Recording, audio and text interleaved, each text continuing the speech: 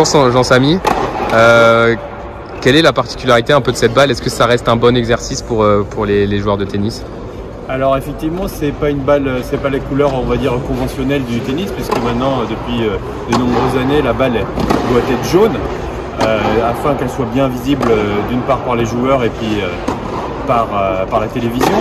Donc jouer avec une balle marron, ça reste quand même, c'est particulier, mais c'est un très bon exercice pour le joueur, parce que il doit forcément faire travailler un peu plus son œil pour voir, pour bien appréhender la balle, qui cette fois-ci devient marron sur un court marron. Donc voilà, mais comme vous pouvez le constater, des joueurs qui jouent bien au tennis arrivent rapidement à s'adapter, même s'il faut faire un effort supplémentaire.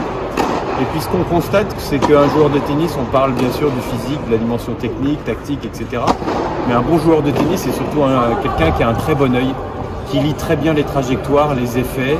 Et donc finalement, sur une balle marron sur court marron, eh ben, il va faire cet effort-là et il va très bien s'adapter.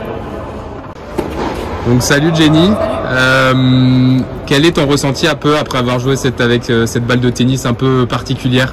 Alors c'était très spécial au début, on sentait que la balle était un petit peu plus molle que les autres balles. Et au début ça allait, puisque la balle était plus foncée que le terrain, donc je pouvais encore voir la balle, mais au fur et à mesure que l'échange continuait, la balle s'est un petit peu dépeint on va dire, et là je voyais plus la balle et c'était très dur de me concentrer.